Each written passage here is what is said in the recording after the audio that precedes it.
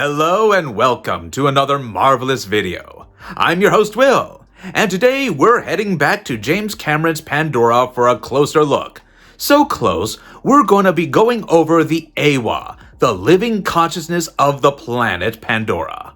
Let's get to it. Say what you will about the Avatar franchise, there is no denying the fact that James Cameron has expanded the lore of Pandora and the inhabitants like a skilled storyteller. The more I delve into the complex aspects of the Avatar universe, the more fascinating it becomes. And for me, the most important and mysterious entity in the entire lore is Eywa, the Great Mother, who is essentially the living consciousness of Pandora. There is something very intriguing about her, because she's more than just another abstract deity, but she also doesn't roam the land like another of the Na'vi people. So, how does this godlike planetary consciousness work? And what makes her so important for the safekeeping and future of Pandora? Let's dive into the video and find us some answers.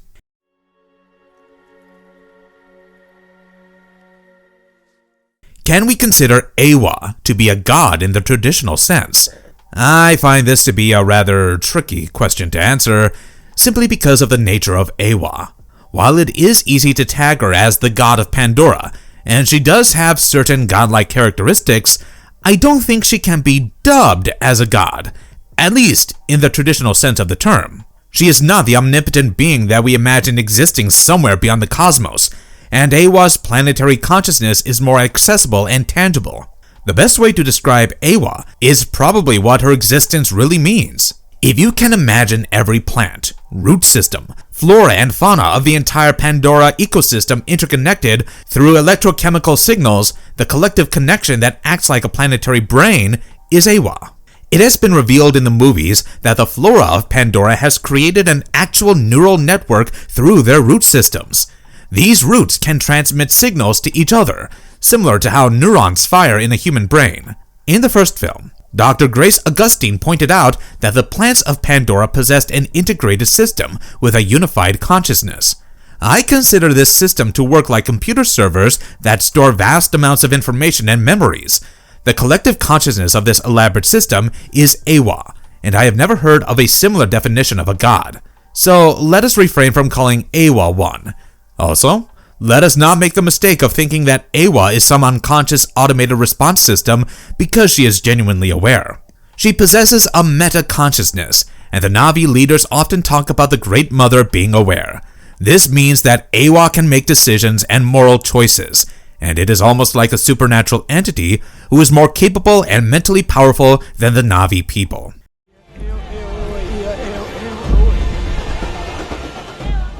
How did Eywa originate in Pandora? I like how James Cameron never reveals everything about Eywa to keep the air of mystery around her. While I did expect the third film to dive more into the backstory and origin of Eywa, there is no explicit origin story in the current canon, and maybe that's intentional. However, I've put together some reasonable inferences, and the most straightforward explanation is that Eywa emerged over an unimaginably long period of time through evolutionary processes. My guess would be that Pandora's flora evolved the capacity for neural signaling through root systems, probably as an adaptation for resource sharing and warning systems against threats.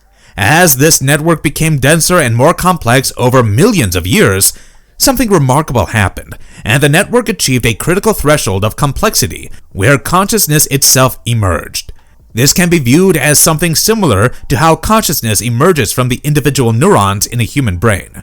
The single neuron is not conscious, but the collective interactive creates consciousness, and Eywa, for me, works on the same principle on a planetary scale. Thus, I don't think Eywa ever had a birth moment in the traditional sense, and she gradually became aware of herself with time. There wouldn't be one particular moment when Eywa became consciousness, and she might have spent thousands of years in a state of semi-consciousness. We actually see hints of this in how Eywa seems to have been present and aware through at least 3,000 years of Na'vi history, since the Tree of Souls has held spiritual significance for that long. Here, I must also remind you of a detail that comes from the comic book extended lore, and this talks about the 3 laws of Eywa, the fundamental principles all Na'vi follow regardless of their clan. These laws decree that the Na'vi shall not build with stone, shall not use the wheel, and shall not mine metals. I think that the laws might be Eywa's way of protecting the biosphere of Pandora from the kind of industrial exploitation that would damage the neural network that constitutes her consciousness. Maybe the laws are more about Eywa protecting her own existence than a strict religious commandment. And of course, following the same will ensure the well-being of the Na'vi people as well. What is the deal with the Tree of Souls? Eywa's heartbeat and nexus. You cannot have a proper understanding of how Eywa operates and manifests her consciousness without talking about the Tree of Souls, or Vitraya Ramunong. This is Eywa's primary interface with the physical world, and you can think of this as something like the brainstem of a larger organism. The Tree of Souls is a massive willow-like structure that is covered in bioluminescent tendrils. It has an enormous root system that radiates outward, and it serves as the strongest concentration point of Eywa's consciousness of Pandora.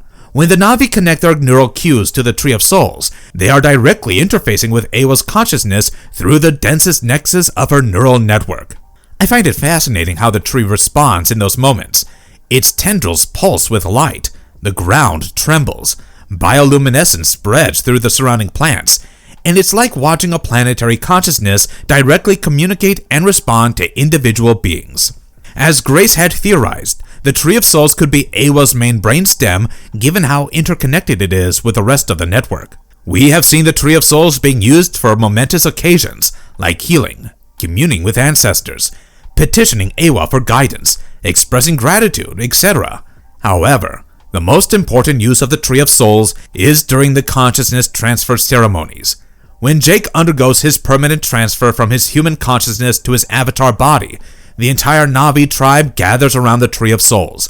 They place their hands on its roots, connect their cues, and collectively implore Eywa to perform this unprecedented act.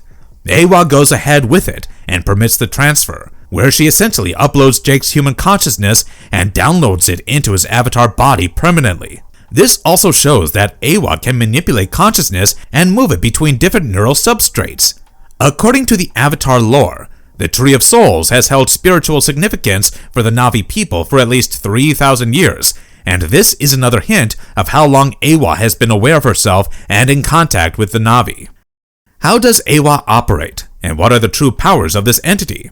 Now, I might have said earlier that it wouldn't be entirely right to view Eywa as a traditional god, but her powers are both subtle and staggering in scope. First and most obvious is her ability to communicate and receive consciousness. If you put the Tree of Souls aside, Eywa's consciousness extends throughout her entire network. The Na'vi access her through something called Tisahelu, or natural bonding, and when the Na'vi connects their cues to a sacred tree, or to another being, or to Pandora's biosphere, they are tapping into Eywa's consciousness.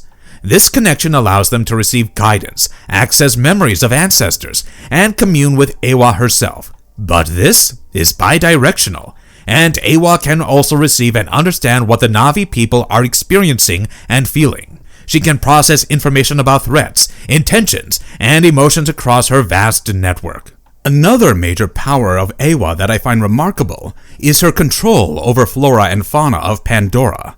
This is more than just a simple biological command, and it's a lot more sophisticated. She can coordinate the behavior of countless creatures across the entire planet simultaneously. We see this in action during the final battle in the original film, and even Avatar: Fire and Ash gives us glimpses of this happening. In the original film, the jungle fauna suddenly turn on the human colonists as the rhinos charge, creatures swarm, and plants actively defend against the invaders. The most amusing and unique part of the whole attack is how the predators and herbivores work together in perfect coordination during this moment, and it only makes sense if a single consciousness is directing all of them. Also, I think what significantly strengthens Eywa is her ability to store and preserve consciousness. When the Na'vi people die, they do not randomly cease to exist. Eywa absorbs their consciousness and memories, uploading their neural patterns into her biological database. This means that her consciousness is still expanding, and in theory, she continues to grow more powerful with time. When she consumed the consciousness of Grace after her death, it made her aware of the human world and intelligence, and I would like to believe that Eywa can now better predict the next human move, which is a great defensive capability against future invasions. Eywa also seems to have the ability to manipulate genetic material and even create life. And the most obvious example of that is Kiri. Earlier, Eywa has demonstrated the ability to combine genetic material from different sources and create entirely new beings, and she can reorganize the code of life itself. However, while we talk about Eywa's true powers, I think the most important power and contribution of this entity is ignored because it's so simple. She maintains the ecological balance in Pandora, and she works as the perfect balance in the entire system. From ensuring that no single species overwhelms the others in cycling of nutrients and energy, it is an ongoing process where Eywa ensures the perfect system continues in Pandora for centuries. Does Eywa have any weaknesses, and can the entity be killed or destroyed? Well, there are bound to be a few downsides to not being an actual god. Eywa does have limitations, and there are weaknesses that can be fatally exploited. She is distributed across a planetary network, and this means that her consciousness is diffused. In some places, especially where the biological network is damaged, her influence is weaker, and she cannot perceive everything all at once. She needs information from other beings to understand what is happening in her biosphere, and this makes the Na'vi people extremely important for her existence. Also, she cannot influence things that exist beyond Pandora, and one could plan the destruction of Eywa elsewhere without her ever finding out. I think the key to the destruction of Eywa would be to sever her connections with the land. Theoretically, it is actually possible to destroy Eywa permanently, and this remains a major threat for the Na'vi people because the enemies might just try to do that in one swift stroke and win it all.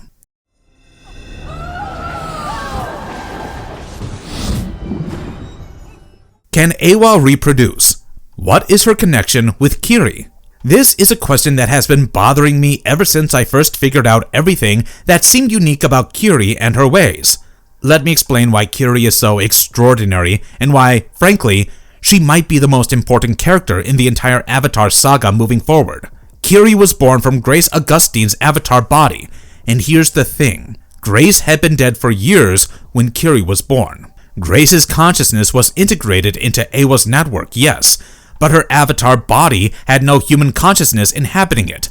So how was Kiri conceived? The answer, I believe, is that Eywa herself facilitated Kiri's creation. Kiri is arguably the first and only being ever created through direct volition of planetary consciousness. Eywa took Grace's genetic material, which contained both human and Na'vi DNA since the Avatar body was a hybrid construct, and she essentially used that as the template for creating Kiri. Kiri is the biological offspring of a human scientist and a Na'vi body, guided and possibly actively orchestrated by Eywa's consciousness. Kiri is, in essence, Eywa's avatar on Pandora, a biological interface through which planetary consciousness can directly experience and interact with the world. And the manifestation of this is apparent throughout the films. Kiri exhibits powers and abilities that far exceed any normal Na'vi. She can connect to creatures and plants without using her neural cue. She can command bioluminescent flora just by thinking at them. They respond to her emotions. They light up in sync with her breathing. She can feel what she calls the heartbeat of Pandora, the constant pulse of Eywa's consciousness flowing through the world. In the reef scene in Avatar: The Way of Water, we see hundreds of glowing fish swirl in perfect unison at Kiri's presence, responding to her consciousness as if she were directing them. Kiri can save people by connecting them to Pandora's neural network. In Avatar: Fire and Ash, she connects Spider, a human boy who cannot breathe Pandora's atmosphere, directly to Eywa's consciousness. His lungs fill with fluid that carries oxygen. He's literally breathing Pandora's air now, sustained by connection to Eywa's biosphere. That is an extraordinary display of power. That's planetary consciousness literally extending life support through an individual. Now, the seizures that Kiri experiences are also particularly fascinating to me.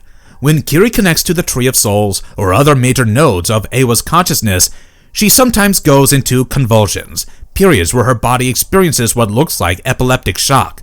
I think what's actually happening is that Kiri's individual consciousness is being temporarily overwhelmed by the bandwidth of information and awareness flowing through her from Eywa. Imagine trying to run a planetary-scale consciousness through a single biological brain that evolved to hold individual awareness. Kiri's nervous system is literally struggling to host a consciousness and an awareness greater than itself. I believe Kiri represents Eywa's evolution into a new form of existence. Eywa has always been distributed, vast, and somewhat limited by the constraints of operating through countless individual creatures. But through Kiri, Eywa gains something she's never had before: a unified point of consciousness that can think at human scale while accessing planetary power. Kiri understands human thought and emotion because she carries Grace's genetic legacy. She is the synthesis of science and spirituality, of human intellect and planetary empathy.